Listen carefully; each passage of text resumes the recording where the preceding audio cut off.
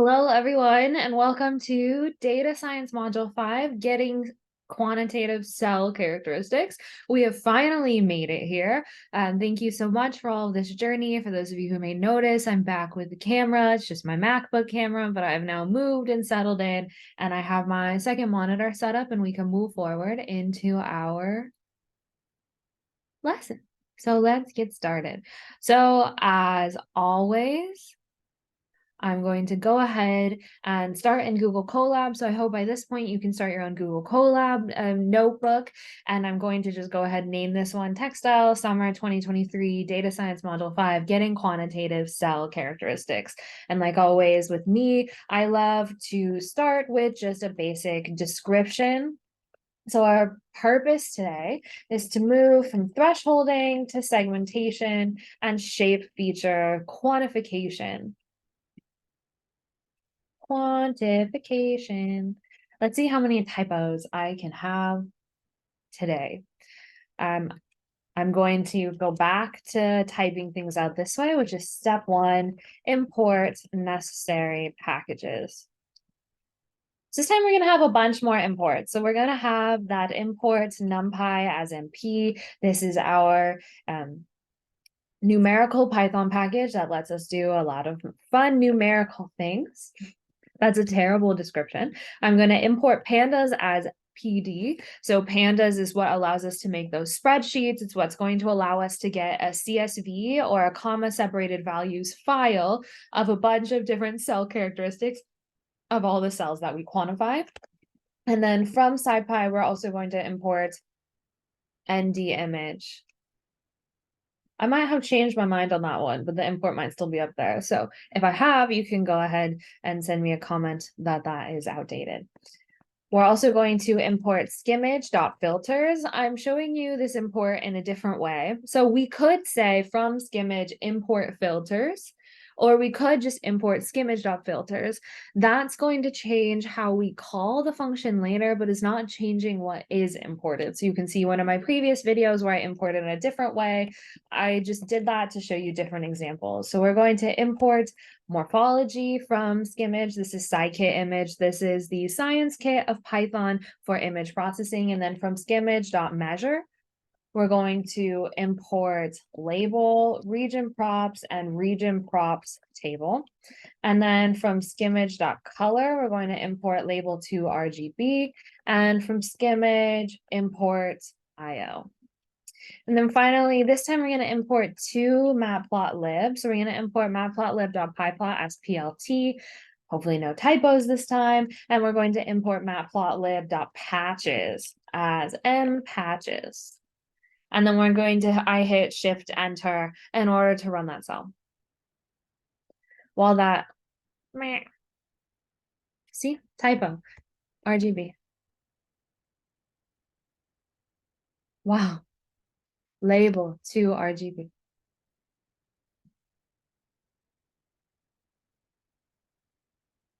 Oh, I really thought I was going pretty strong. One day I'm going to remake these videos. I'm just going to copy and paste, and then people can type as they want. Copy and paste and do like a pseudo typer or something. That way I can't do any typos. Okay, you can complain. We'll see if I can change my ways. Step 2, user inputs. So once again, we're going to go ahead, since we're in a new file, we're going to need to upload some sample data. So on my computer, you can look at everything I've downloaded. In desktop textile, I need ogdcells.tiff.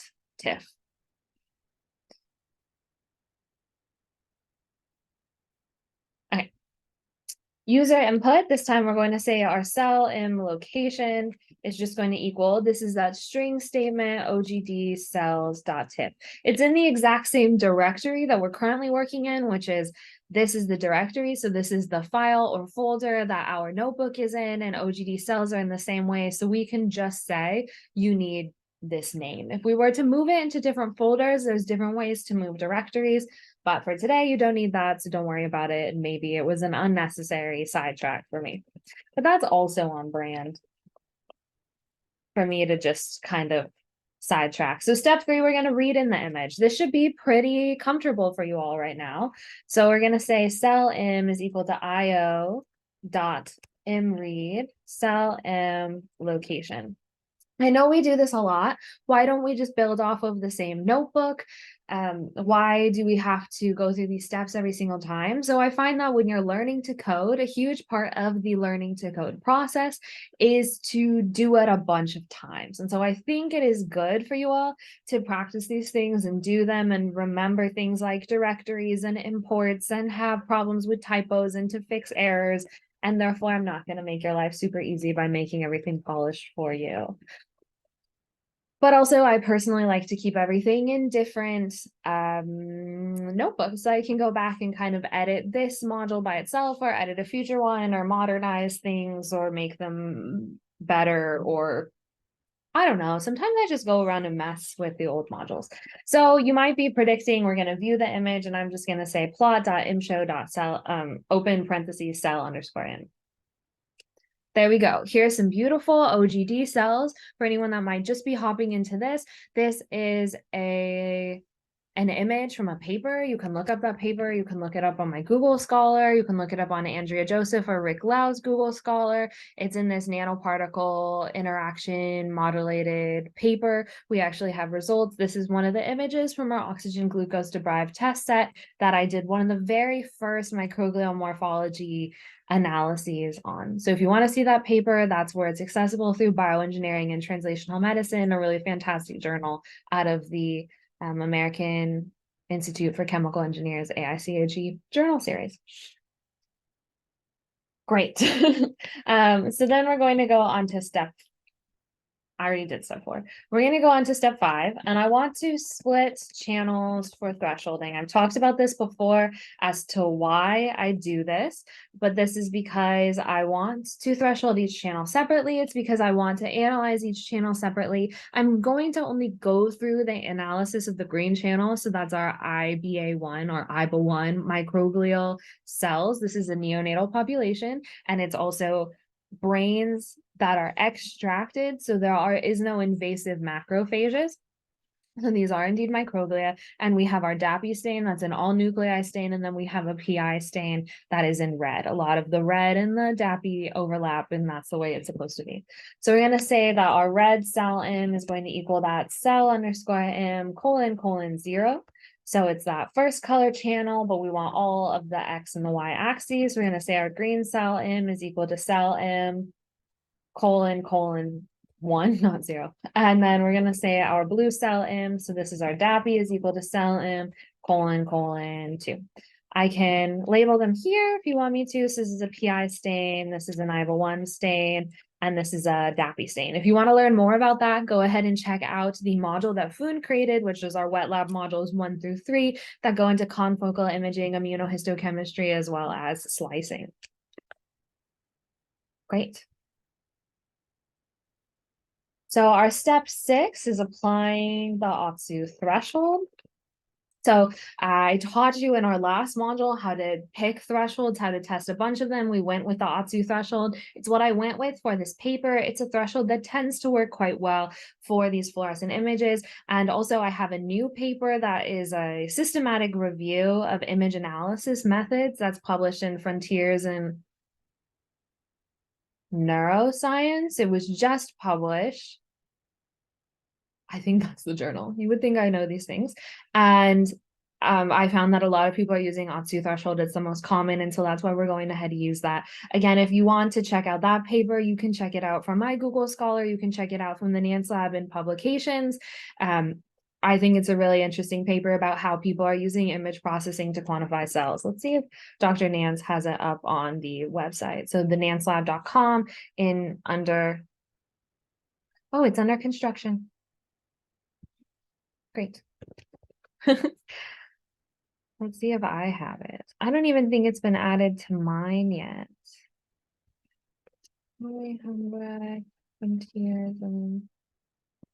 Cellular, it's in cellular neuroscience. There we go. So if you want to look for it, here's the paper. It's Prevalence and Practices of Immunofluorescent Cell Image Processing. Ignore that. A systematic review where I went and I text mined a ton of papers and showed how I did the process as well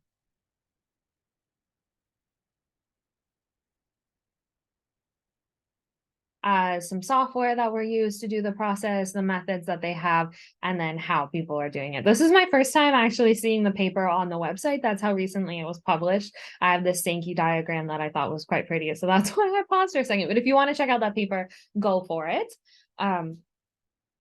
And that will explain a little bit more about why I chose the Otsu threshold. And then we have to set this variable thresh Otsu as skimmage.filters.thresh filters. I felt that typo. Threshold underscore Otsu.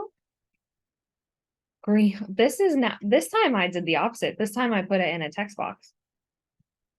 Green underscore cell underscore im. And binary underscore Otsu is going to be anytime that green cell M is greater than thresh Otsu. Remember in the last module that I taught, we showed that this is a Boolean transformation. So we're going from these numerical values to these true or false of, is this green cell M greater than this threshold value that was chosen by this method? Okay. So then we're going to go into step 7, which is checking our threshold. So I find an incredibly important part in cellular quantification, especially in medical imaging, is to actually look at the images. I think this is an important part in all of data science, which is if there's a way that you can visualize and check with your domain knowledge if something is reality, then I think you should do it. So we're going to go ahead and create a figure here. So we're going to say fig, comma, axis, PLT, subplots 2 the fig size equals 10 10. I just pick those arbitrarily. X 0 0, we're going to have it show the green cell M. I mean, the fig size isn't that arbitrary, but it often depends on whatever monitor I was working on in that day, and so you can change that. CMAP gray X 0 0, set title, we're going to call this one the original. And then we have ax open square parentheses 0 1 dot hist. So this is going to create that histogram, or that basically a bar plot of how many of each intensity value exists in the image. Again, on that ax 0 1, we're just going to add some details to it. So we're going to set the title to equal histogram, and I'm actually going to ax 0 1 set my x-axis limits to be, so you have to have 0 256. Be careful here. A lot of coding is semantics, so there are double parentheses here, and that was intentional, not a typo. A wild thing for Holly to say. So ax 1 0. We're going to show that binary Otsu image. We're going to say cmap equals plt.cm.gray. And then ax 1 0, we're going to just add a little bit more detail to it and say set title, thresholded. Again, I don't think there's a good, I feel like it should be a verb. It's not really a verb. I don't know. If you want to grammatically tell me this is how you should be using thresholded or not, go for it. I don't use it in my paper in that way. If you want to send me like an actual grammar lesson on how to properly refer to thresholds, I would absolutely love that. You can email me. I'm sure you can find my email somewhere. Or you can just comment. So we're going to make the final plot, and I spelled it wrong, ax v line, this histogram of that green cell M. And I want the V line to be that thresh Otsu value. I want the color to be red. And I want to just add a little bit more detail to this plot. So we're going to say set x lim, open parentheses, 0 to 256. And then I'm going to say for A in x, colon, comma, 0, colon, A dot x off. And then just for good measure, PLT shell. Let's see if I had typos. I always do. There's almost no way that this is going to run. Great.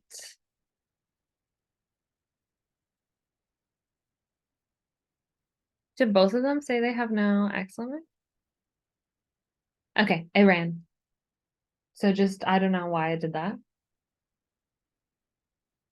Oh, the histogram, I don't. Oh. underscore. I did. I had one typo, but I would say that that was a pretty good run for Holly on a figure. Let me leave this up for just wow. I said axis. I had two typos. I take it back. Please don't have another typo because I was feeling really proud of myself. So I'll leave this untypoed one up here. Pause it if you would like to copy it. I can even zoom in. I was rewatching some of my videos and they're a little bit zoomed out here.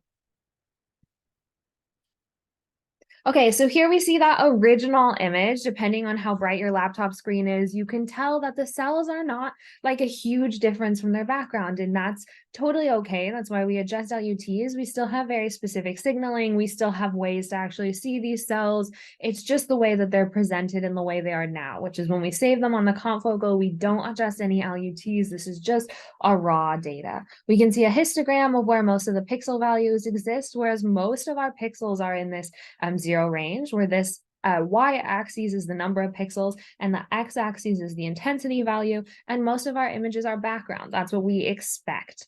And then this is the threshold, where we can see that we're actually picking out some cells, and we can begin to see some biological issues. We can see some clumping here, we can see some clumping here, we can see that there are some individual pixels that have been picked out in the background, and we can see that we're not capturing entire cells. Like this one is quite spotty, pixelated, there's a word for that, and whereas this one looks very bright. And there's different reasons that can occur by different types of staining, that can occur by how the microglia are expressing IBA1 on the outside of the cells. It can occur by the plane that we're confocal imaging in is slightly more on this one or that one, and that we've gotten this image in a different way. If you read my prevalences and practices paper, I have improved this a lot. Look forward to the future papers that we plan to submit by the end of this year and early next year, in which I have used Z-stacks in order to improve this process and to get a little bit of better signaling. But for this basic 2D image, I feel like we've done a pretty good job. Okay, so this pretty much brought us to where we were before. It's a little bit more of a refresher. It's a little bit more insight. You can see that this histogram shows you this cutoff point, where what we're really interested in apparently are these cells, which are only showing these high signals. We do also expect that, in that our IVA signal is quite specific and should be, and is also aligned very well with our confocal laser, and therefore should be very bright. Whee! Okay, so I brought up some problems before, such as the problem that you can see that there are all these tiny little white dots that are clearly not cells. They're not large enough to be cells. They're clearly some kind of background noise, or they're not something that we're going to be picking up. So what I want to do is I want to remove small objects from the threshold onto image. Woo! Tried to make that italicized, then I didn't. So what we're going to do is I'm going to define this new variable. So this variable is now our image, and I'm going to call it new binary OPSU. Do I need to do that? No, it's just the way I'm currently keeping track of this. I could still keep it as a binary OPSU, but I just like to know that I did something new to it. And I'm going to use that morphology package that's from Skimmage that we imported at the very beginning. And I'm going to use the function remove small objects, not objectives, objects.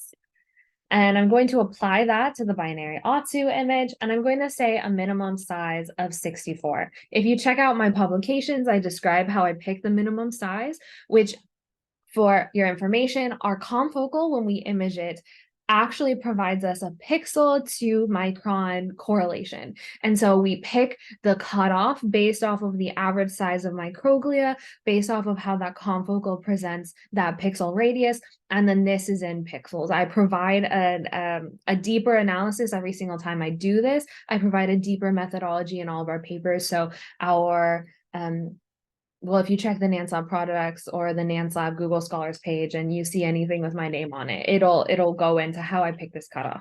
For now, we're going to pick this cutoff of 64, which is slightly smaller than half the average size of microglia when we convert it on the confocal, and is just a good size, and we can go with that. So the fig x equals PLT subplots. 2, 2. I'm going to go ahead and just copy and paste this in. You can pause the video. I'm going to make so many typos if I don't. Go ahead and pause the video here. It should actually be identical to above, except we're including this new binary onto instead. And we're going to go ahead and look at that. So you can see that this image is just significantly cleaner than this image that was above. Why is it important that I remove those small objects? These would show up as a bunch of individual cells. We would characterize them. They're very clearly noise. This is why visualizing your cells is really important. Things are occurring that you might notice between this one and this one, such as all of a sudden we have this tiny cell that's clearly not an entire cell. This is a part of the process. Image processing is not perfect. You can see my paper, I explain more.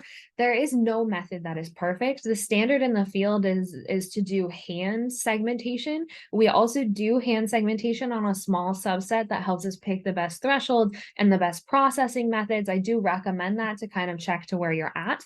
But the most important thing that we do is whatever processing we do in our experiments, we apply it across all of our images. So I do not pick for these OGD images versus our non-treated control images to change those in order to skew our results. All of them are processed in the exact same way based off of the best methods that we picked, based on the standard of care of methods, and that's how we go about it. You can see my papers to see that methodology more. You can question this one individual image if you want to, but it's really when you're looking at an entire experiment and applying the same thing across the whole way and then comparing relatively across our groups. So that's why you might notice some of those weird things. I would love to improve it. I think machine learning is going to be a huge way that we improve that by building up data sets of images and training models. I don't think we're currently there. I can talk a lot more about why. In fact, I think I have in some talks that might be around on YouTube, but maybe I'll make a future module based off of all the papers that I published. Actually, that might be a really good idea. Let's see if I remember that after this video.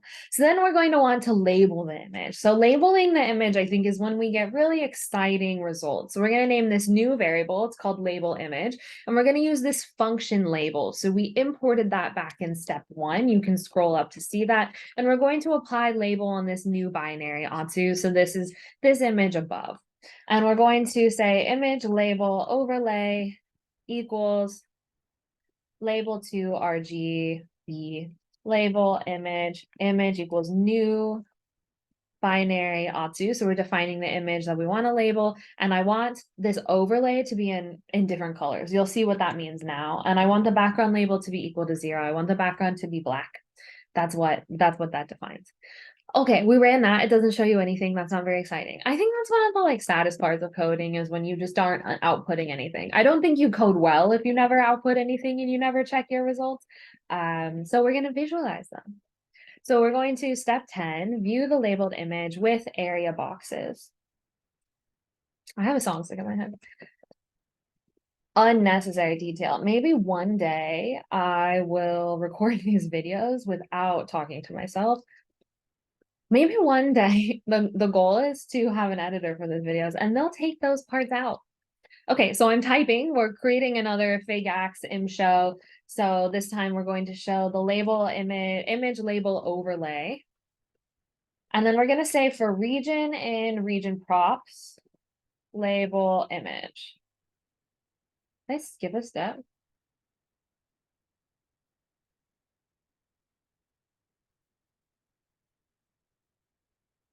Nope. I didn't. I just questioned myself there. That's not complete. Ignore that. So basically, this is going to take regions with large enough areas.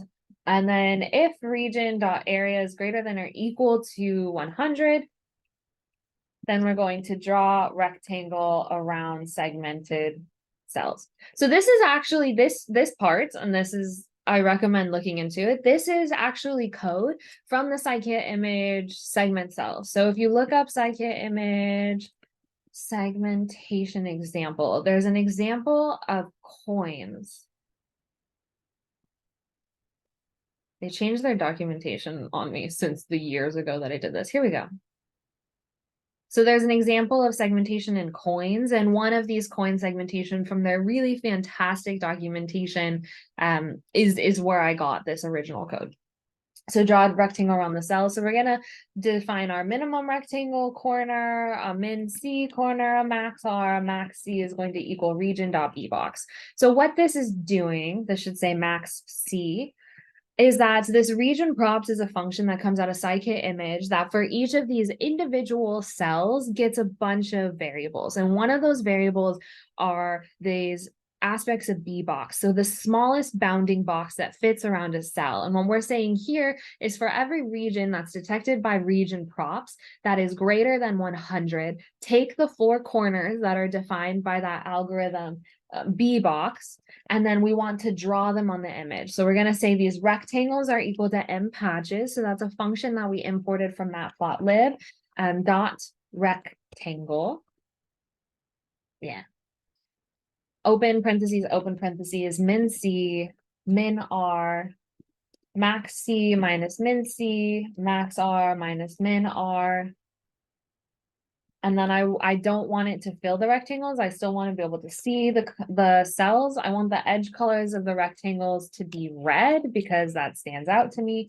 And I want the line width to be 2 because I have found that worked well. And then we're going to say ax.add patch, add these rect patches to it. Then we're going to go down here, we're going to say ax.set axis off. It's an image. We don't really need the axes here. There are times when you would care about an axis on an image. That's not one of them. And then we'll go ahead and run it.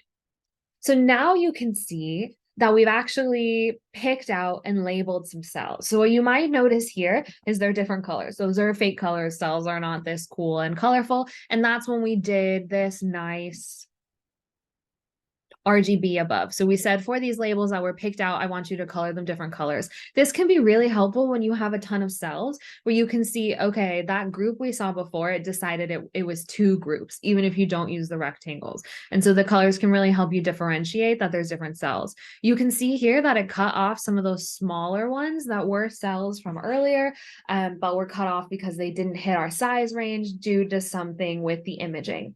I have found you decrease the number of images that you use if you do a Z-stack on the images. Trade-off experimentally is Z-stacks are going to take you a lot longer on the confocal. See my more recent papers to get more in depth to that. We've also, in more recent papers, especially when you have a lot of cell images where cells are on the edge, we will remove all cells that hit the edge. You can see methodologies on my recent papers to do that because they add in false edges. You can choose based off of your cells as well to use some algorithmic based cell separation. We have found that especially for our microglia, these ones are quite dead. So they're not quite dead. They're quite inflammatory. They're in a very injured model, so they get very circular. But our healthy ones are very branched. And we found in that when we were separating all of them, it was just miserable for ourselves. So that might be something that works out well with you and needs to be tested and standardized based on the model that's really working out for you all. Will there be a day where I do not sidebar? I have outlines that I mean to follow, and then every time I sidebar. Okay. Man. So step 10, we're going to go ahead and fill in some shape holes to see if it improves our labeling. There are benefits and there are cons to this. I think a benefit of this is that you can get improved labeling. A con to this is if it is important to see that type of like pixelation that's occurring, such as if you're looking into subcellular compartments, a lot of times you want those types of dots. There are ways to actually make measurements based out of the holes that are in a cell. Those are things you might want to consider. In this case, I'm just going to show you how to fill in the holes. So we're going to define again this variable. Wow.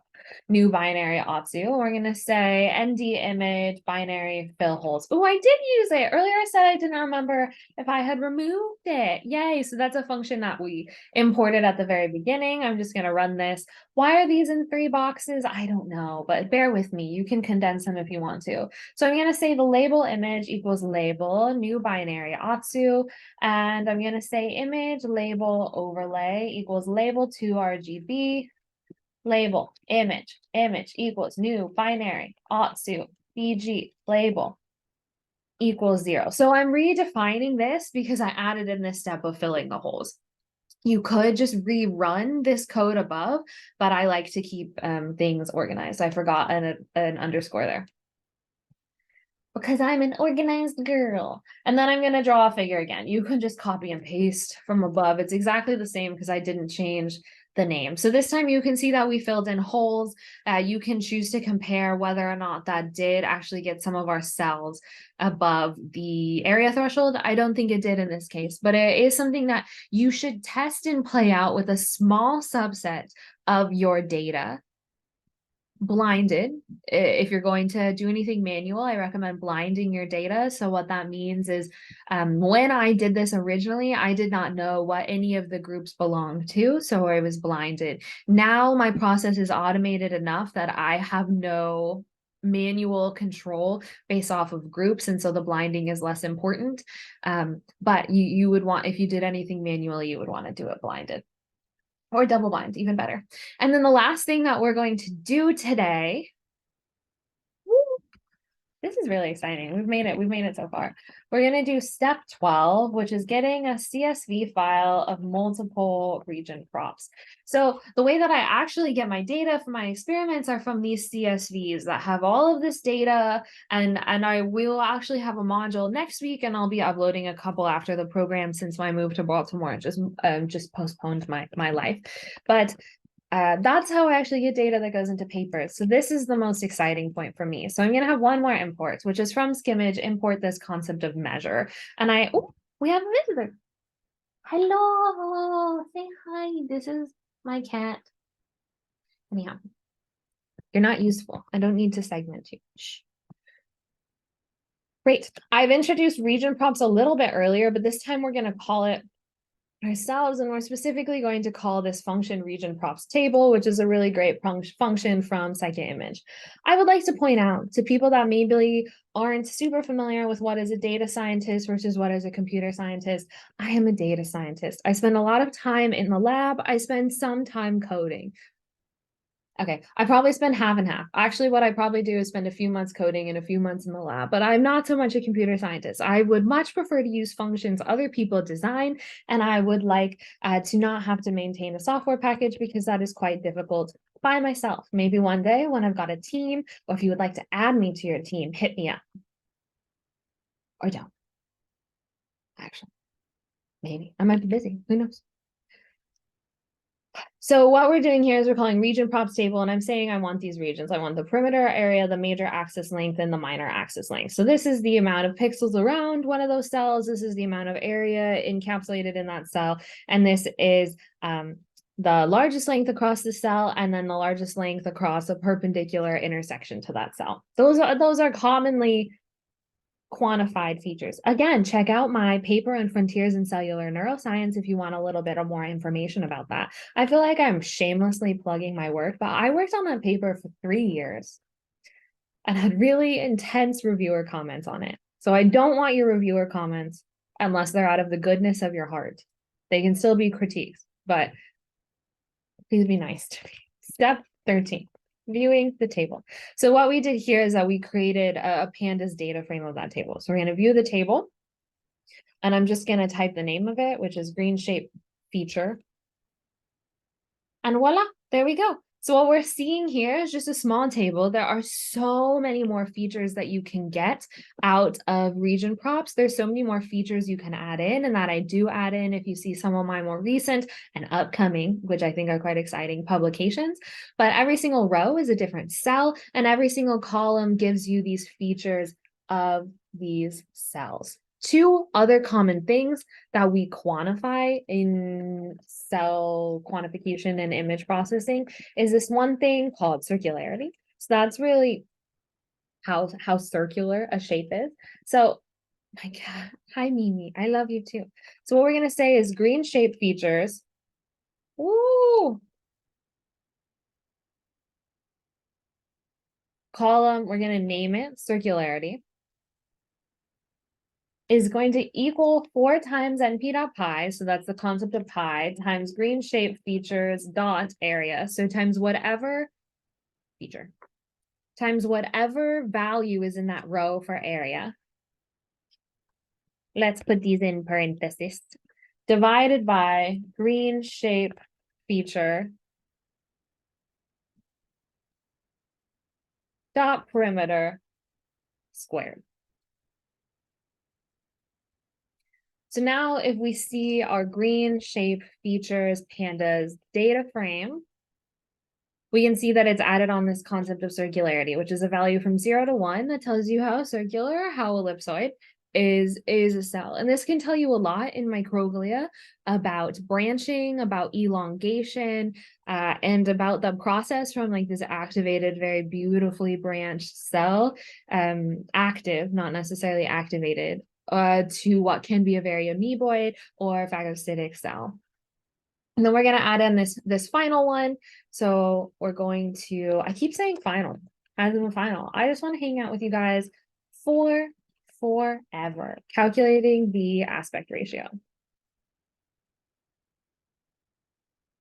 So we're going to say green shape feature, and then this column aspect ratio, we're naming it with a string, is equal to green shape feature dot major axis length, green shape feature dot minor axis length. And once again, we're going to view that data frame just to make sure it did what I wanted it to do, which it did. So now we have these concept of aspect ratios, which is a little bit like your TV, how long versus how wide it is. We've used these in our publications. Check out my Google Scholar, check out Elizabeth's Google Scholar, which might be more up to date, since I haven't updated things since my thesis. No, I'll update it. It's up to date now. Just kidding. Future Holly is amazing and on top of everything. We've used circularity and this concept of aspect ratio to capture different features of branching, which is a very complex concept to capture actually. And this applies for any branch cell. So we've done it in astrocytes, though we've yet to publish in microglia. We've published astrocytes, but I have not published this method in astrocytes. Things like oligodendrocytes, dendrimers, any really highly branched cell, this is great for. And then I'll just preview. I keep saying final, but I added more to this. We're gonna plot some values. I just want to show you like the beginning of, I'm gonna add that as text. The beginning of data visualization, which I will have a module coming out where all we do is some Python data visualization. So we're gonna do shape features stain. We're gonna define this stain is equal to IBA1. Why is this important? Feature. Because you can go ahead and go do this on the PI and the DAPI and do the exact same thing and look at those different stains. Or if you have some of your own images and you have multiple stains, such as you have an astrocyte stain or an oligodendrocyte stain, or multiple IBA stains, if you're maybe staining for like CD11B or anything like that, then you can do it on multiples of those stains.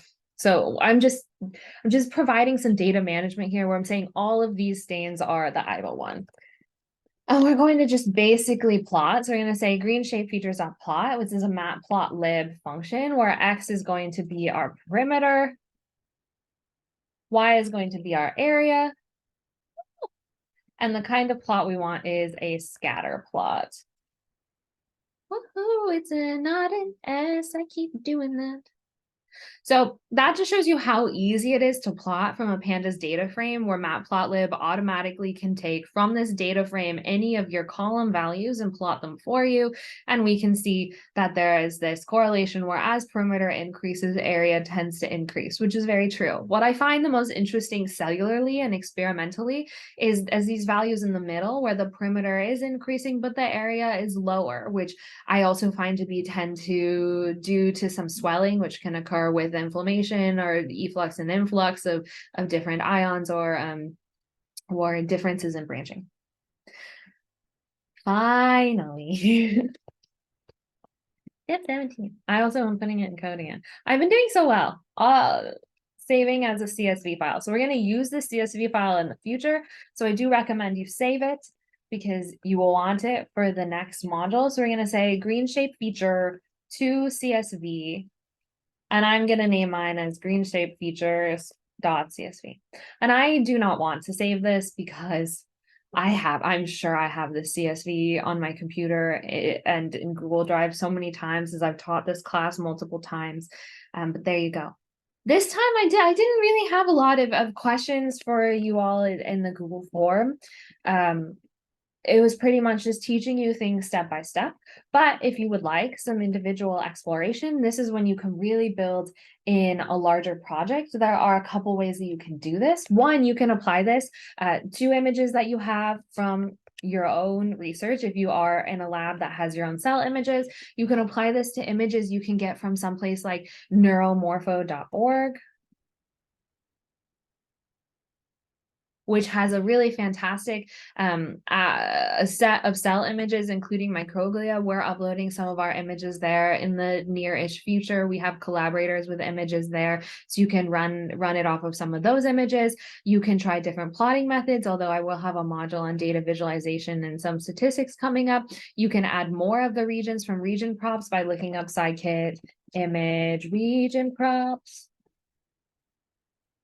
and seeing everything that really exists in there and some examples of how they use that and they visualize that.